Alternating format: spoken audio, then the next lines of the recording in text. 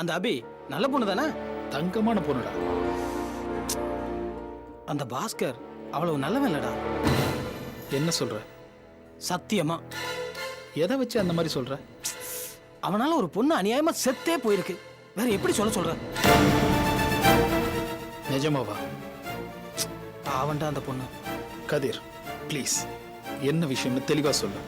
அந்த பாஸ்கருக்கு ஏற்கனவே ஒரு இடத்துல பொண்ணை பார்த்து பேசி முடிச்சிட்டாங்க. மேரேஜ் டேட்டு கூட ஃபிக்ஸ் பண்ணியாச்சு.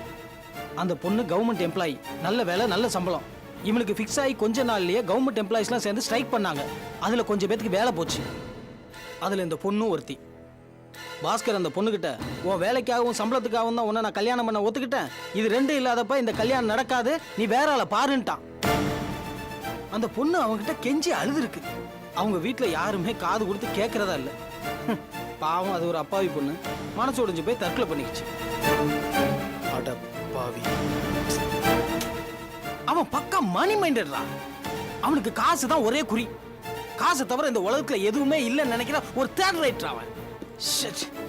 அவன்கிட்ட போய் எப்படா இவன் மாட்டினான்? இதுக்கு பேசாம நீ அவளை கல்யாணம் பண்ணிக்கலாம். ஏ கதிர், நீ சொல்றதுல எல்லாம் உண்மை தானே? எதுவும் தப்பா சொல்லலையே? 100% உண்மைடா. இங்க இல்ல, எங்க வேணாலும் நான் வந்து சொல்லுவேன். அவன் மட்டும் இல்ல, அவன் குடும்பமே இப்படி ஒரு கேவலமான குடும்பம்டா. அபி உனக்கு பிடிச்சிருக்கு, பாவம் நல்ல பொண்ணுன்னு வேற சொல்ற. இந்த பார், அவளுக்கு நீ ஏதாவது நல்லது பண்ணணும்னு நினைச்சேன்னா அவன் கல்யாணத்தை எப்படியா தடுத்து நிறுத்து, எந்த வழியிலையாவது. புரியுதா?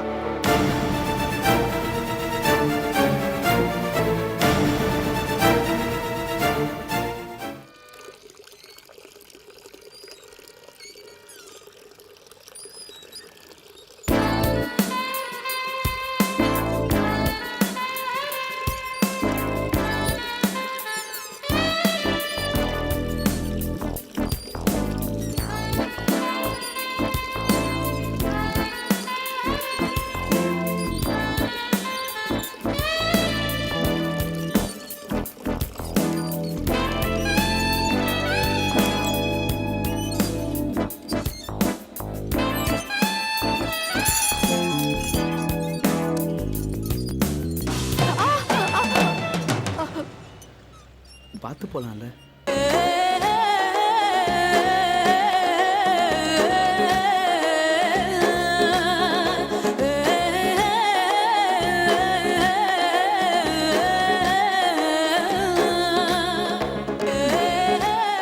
அது சரி, நடராஜன் ஃபோன் பண்ணானா?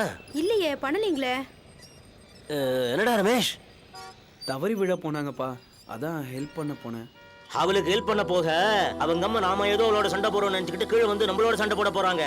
எதுக்கு இதெல்லாம்? நமக்கு தேவைதானா? போமா போ. ஏங்க, நீங்க ஏதாவது சொல்ல போக அது அந்த அம்மா காதுல விழுந்து தாம் தூம்னு குதிக்கிறதுக்கா? உள்ள வாங்க. எல்லாம் தலை எழுத்து.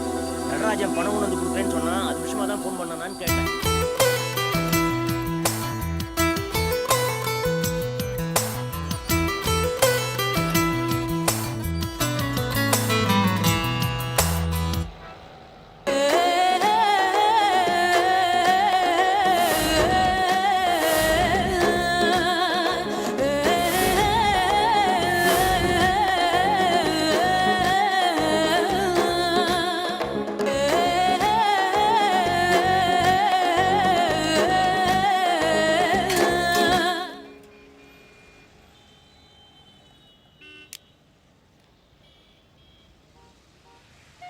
நீ பண்றது உனக்கே நல்லா இருக்கா? என்னது?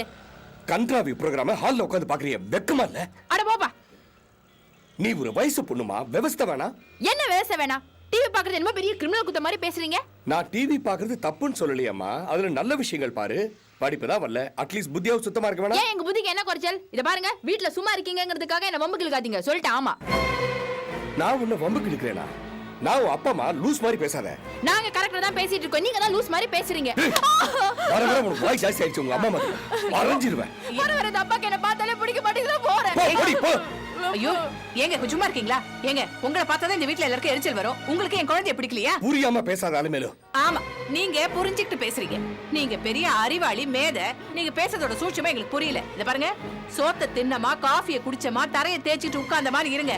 குழந்தைக்கு அட்வைஸ் எல்லாம் பண்ற வேலை வச்சுக்காதீங்க. என்ன அவ குழந்தையா? மாடு, எருமை. என்ன அவ அப்பா நினைச்சியா இல்ல ரோட்ல போற மனுஷன் நினைச்சியா? ஐயா சாமி, ரோட்ல போற மகராசை எவ்வளவோ தேவல. ஆனா நீங்க வீட்ல இருந்துட்டு குடுக்கற தலைவலியும் குடைச்சல் இருக்கே, அப்பப்பா. பாலமேலு, எது பேசினாலும் இப்படி பதிலுக்கு பதில் பேசினா எப்படி? டிவில காட்டுற அசிங்கமான சேனல் ப்ரோகிராம்லாம் தேடி தேடி பாக்குறாடி. ஐயோ ஆமாங்க, நானும் பார்த்தேன். இவங்க அசிங்க அசிங்கமா தான் காட்டுறாங்க. ஐயோ ஐயோ, அப்ப ஏன் இந்த கண்டாவிய பார்க்கணும்? ஆஃப் பண்ண வேண்டியதானே? சும்மா இருங்க. வீட்லயே அடைஞ்சு கிடக்குற பொண்ணு ஏதோ பாத்துட்டு போறான்னு விடுங்களேன். இத பாருங்க, குழந்தை மனசுல எதுவுமே இல்ல. ஆனா நீங்க விளக்கெண்ணைய கண்ணுல தடவிட்டு தேடி தேடி பாக்குறீங்கல்ல உங்க பொண்ணு என்ன தப்பு செய்யறான்னு சொல்லிட்டு. அத முதல்ல விடுங்க, அப்புறமா அவளுக்கு உபதேசம் பண்ணலாம். கண்ணம்மா, நீ அழாதடி. உனக்கு நான் சின்ன டிவி வாங்கி தரேன், அடுப்படியில வச்சு பார்க்கலாம். இந்த ஆளு தொலை தாங்க. ஐயோ ஐயோ ஐயோ, அவன் நாசமாறதுக்கு வேற யாருமே வேணாண்டி. யாருமே நீ ஒருத்தியே போதும், ஒருத்தி போதும். நாராயணா, இந்த வீட்டுல நடக்கிற கொடுமை பாருப்போம். இந்த சேர் வேற, டிவியில என்ன இருக்கு? ஐயோ வேண்டாம் வேண்டாம் வேண்டாம்னு சொல்லிட்டு வேண்டாம் வேண்டாம் பார்க்க கூடாது.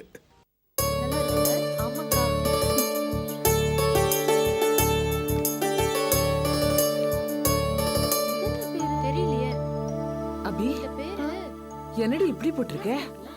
என்ன போட்டிருக்கு? கற்பகம் மகள் அபிநயான்னு மொட்டையா போட்டிருக்க. நான் உன் பொண்ணு தானம்மா. என் பொண்ணுதாம்மா. ஆனா எனக்கு மட்டும் பொண்ணு இல்லையே. உனக்கு அப்பான்னு ஒருத்தர் இருக்காரு, அவருக்கு ஒரு பேர் இருக்கு. அத போட வேண்டாமா? தேவையில்ல. எதுக்கு அந்த பேரு? இடத்துக்கு பிடிச்ச கேடு. அபிகா செஞ்சதான் கரெக்ட். என்னடி தோலுக்கு மேல வளர்ந்த திமிர்ல பேசுறியா? இது மத்த விஷயம் மாதிரி இல்ல, கல்யாண பத்திரிக்கை. எது வேணாலும் இருக்கட்டும். நம்ம குடும்பமே வேணும்னு நம்மள ஒதுக்கிட்டு போன ஒரு ஆளுக்கு எதுக்கு நாம மரியாதை கொடுத்து பேரை போடணும்? நம்மள ஒதுக்கிட்டு போன மாதிரி அந்த ஆளை நாமளும் ஒதுக்க வேணாமா? ஆனந்தி, என்ன இருந்தாலும் பெத்த மனுஷனை பத்தி இப்படி எல்லாம் பேசக்கூடாது. அம்மா, எங்களை பொறுத்த வரைக்கும் நீதான் அம்மா அப்பா எல்லாமே. உன் பேர் ஒன்னே போதும்மா. ஊர் உலகத்துல மத்தவங்க கேட்பாங்க அபி. கேட்டா அப்பா செத்து போயிட்டாருன்னு சொல்லலாம். இல்ல இன்னும் அந்த பேரை போடணும்னு நீ விருப்பப்பட்டினா மறைந்த இல்ல லேட்டுன்னு போடலாம். சரியா?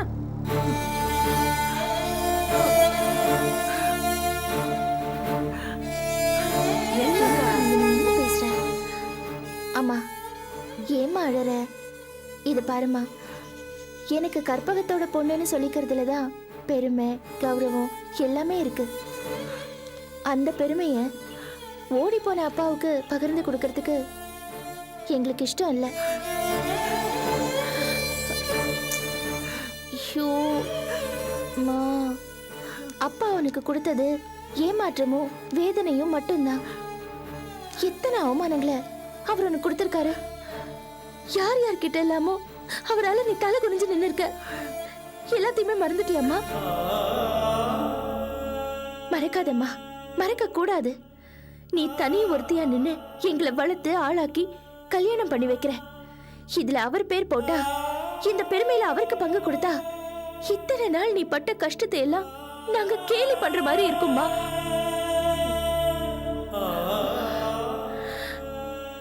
நாங்க என்ன நினைக்கிறோங்கிறத தயவு செஞ்சு புரிஞ்சுக்கம்மா.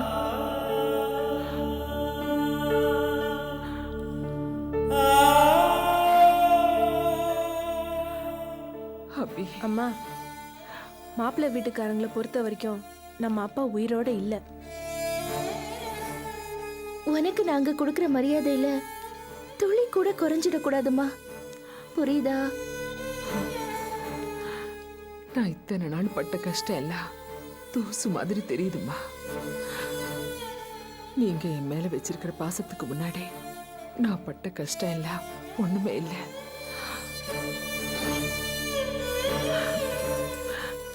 பத்திரிக்கை எல்லாம் இங்கேயே இருக்கு. மாப்பிள்ளை வீட்டுக்கு கொடுத்து அனுப்ப வேண்டாமா? கொடுக்கணுமா? அக்கா, மனோகர் வந்த உடனே அவனை கொடுத்துட்டு வர சொல்லமா? சரி, கொடுத்து அனுப்பலாம். அவன் வரட்டும். எல்லாத்தையும் எடுத்து வைங்க, சாப்பிடலாம். சரிம்மா.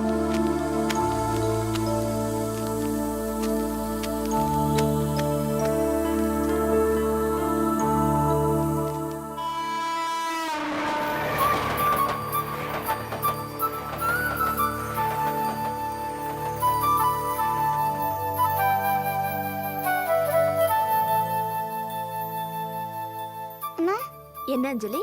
சரியா?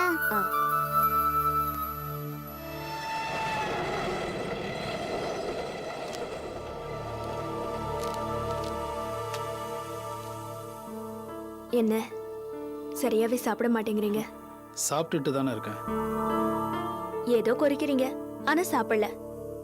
என்ன உடம்புக்கு ஏதாவது முடியலையா? இல்லை அப்படியெல்லாம் ஒன்றும் இல்லை. வேற என்ன?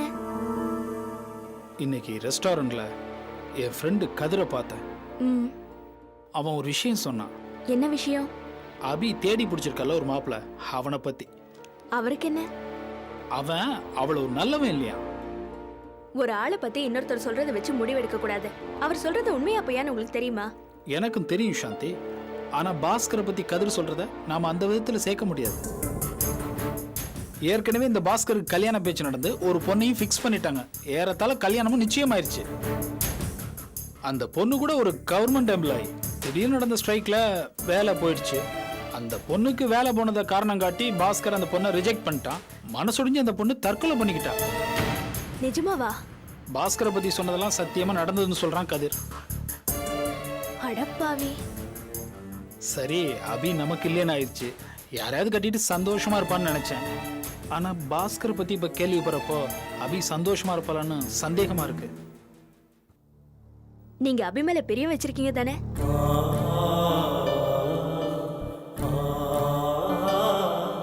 என்ன அப்படி கேக்குறீங்க? அதானே என் பிரச்சனையே. அப்படின்னா அபி கிட்ட இந்த விஷயத்தை உடனடியே சொல்லிடுங்க. சொல்லலாம், ஆனா அவ நம்ப மாட்டான். ஏ? தொடர்ந்து நான் பண்ண பைத்தியக்காரத்தனங்கனால என் மேல அவளுக்கு நல்ல அபிப்பிராயமே இல்லாம போயிடுச்சு. நான் சொல்றதெல்லாம் போய் தான் அப்படிங்கிற ஸ்டேஜுக்கு அவ வந்துட்டா. இத சொன்னா கூடவா அவங்க நம்ப மாட்டாங்க? நான் போய் அவட்ட இந்தியாவோட தலைநகரம் டெல்லின்னு சொன்னா கூட நம்ப மாட்டேன். சரிங்க, நம்பாட்டி போகட்டும். ஆனா சொல்ல வேண்டியது உங்க கடமை. அபி கிட்ட எப்படியாவது இதை சொல்லிடுங்க. இது ரொம்ப சீரியஸான விஷயம். இது அவங்களோட வாழ்க்கை பிரச்சனை. நானும் அதை தான் யோசிச்சுட்டு இருக்கேன். பட் நம்ம நினைக்கிற மாதிரி எல்லாமே நடக்கிறது இல்லையே. அப்பா, இந்த சிங்கத்தை பாருங்களேன்.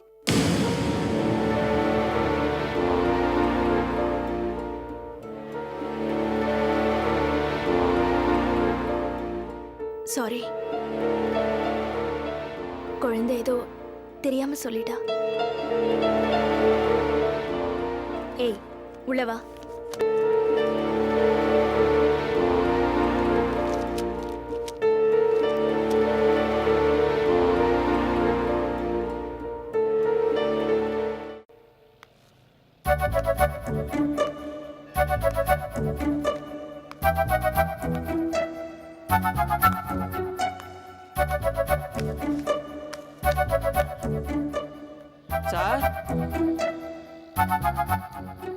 சார் சார் சார் சார் யாருப்பா? வணக்கங்க. நீ அந்த வீட்டு பையன் தானே? ஆமா, நான் மனோகர், அபியக்காவோட தம்பி. வா மா. வரேன். ம், உட்காரு. யாருப்பா நீ? ஓ, நீயா? என்னப்பா இவ்வளவு தூரம்? என்ன விஷயம்? பத்திரிக்கை கொடுத்து விட்டாங்க, அதை கொடுத்துட்டு போலான்னு வந்தேன். பத்திரிக்கை கொடுத்து விட்டாங்களா? வரும்போது பலகாரம் ஏதாவது கொண்டு வந்திருக்கலாம்ல. வீட்ல ஒண்ணும் இல்லாம இது தக்காளி தின்னுட்டு இருக்க. நல்ல வேலை. ஏய், சீ, சும்மா ரெடி. ஏன்பா, கல்யாண செலவுக்கு பணம் ஏதாவது சேர்த்து வச்சிருக்காங்களா? ஊனா? ஆமா அர்த்தமா இல்லன்னு அர்த்தமா? அதெல்லாம் அக்கா ஏற்பாடு பண்ணிருப்பாங்க. ஓஹோ, அப்படியா? அது சரி. என்னமோ பணம் காணாம போயிடுச்சு, அப்புறம் திரும்ப கிடைச்சிடுச்சுன்னு என்னமோ கதையில சொன்னாங்களே, அதெல்லாம் போய் தானே? என்கிட்ட மட்டும் சொல்லு. இல்லைங்க. இந்த பையலும் அப்பாவி மாதிரி ஒண்ணு தெரியலையே. நல்லா அமுக்குடி மாதிரி இருக்கா. ஏன்பா, திருட்டு போன காசு எப்படிப்பா இந்த காலத்துல திரும்ப கிடைக்கும்? அவன் எடுத்தான்ல, அவனே கொண்டு வந்து வச்சுட்டாங்க. எடுத்த காசு திருப்பி கொண்டு வந்து வச்சுட்டானா? அவன் என்ன லூசா? தெரியலீங்க. அது சரி. ஏன்பா, உங்க அக்கா பேங்க்ல ஏதாவது பணம் காசு சேர்த்து வச்சிருக்காளா? அது அக்காவுக்கு தாங்க தெரியும். சீட்டு பணம், நகை சீட்டுன்னு ஏதாவது போட்டு வச்சிருக்காளா? தெரியலங்க. இவன் என்னம்மா எது கேட்டாலும் தெரியலங்கிறா?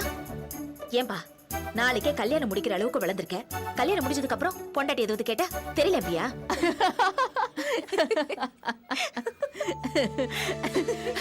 நல்லா கேட்ட.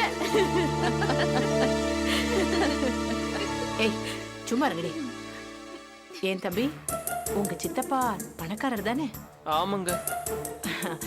கல்யாண செலவுக்கு அதுக்கு இதுக்குன்னு உங்க சித்தப்பா பணம் கொடுப்பாருல்ல? அது எனக்கு எப்படிங்க தெரியும்?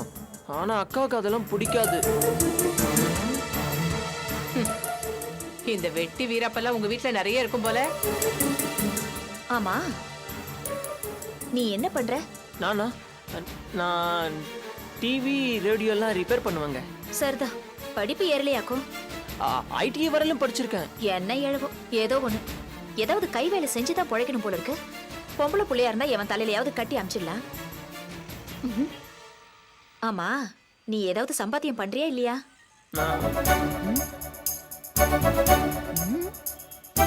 எனக்கு நேரமாச்சுங்க.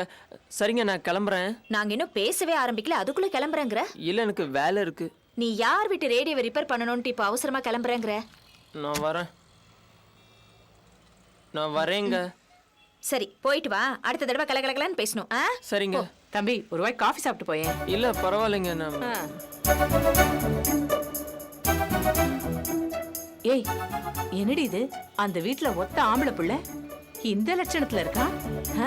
கொஞ்சம் கூட சுறுசுறுப்பே இல்லாம சவச்சவன் இருக்கா. ஏக்கா ஏக்கா, அவன் பார்வையே சரியில்லக்கா.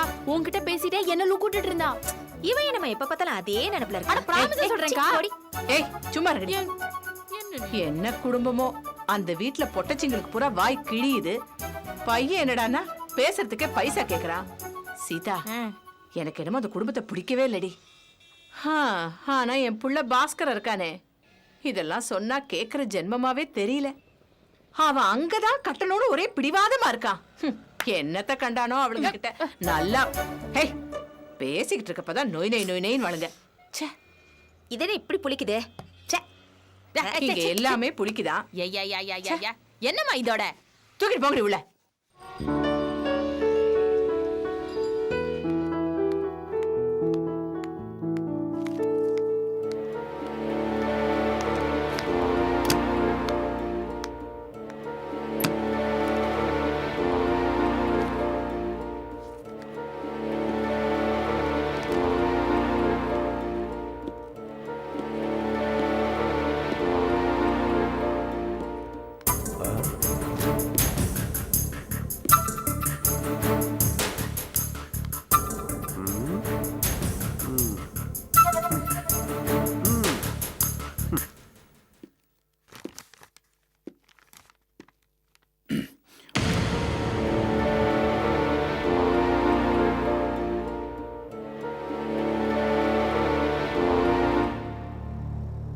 அபி, என்ன?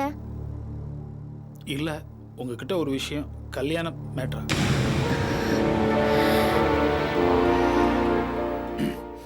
உங்ககிட்ட பர்சனலா ஒரு விஷயம் பேசணும். நேர்ல சொல்ல முடியல, அதான் லெட்டர்ல.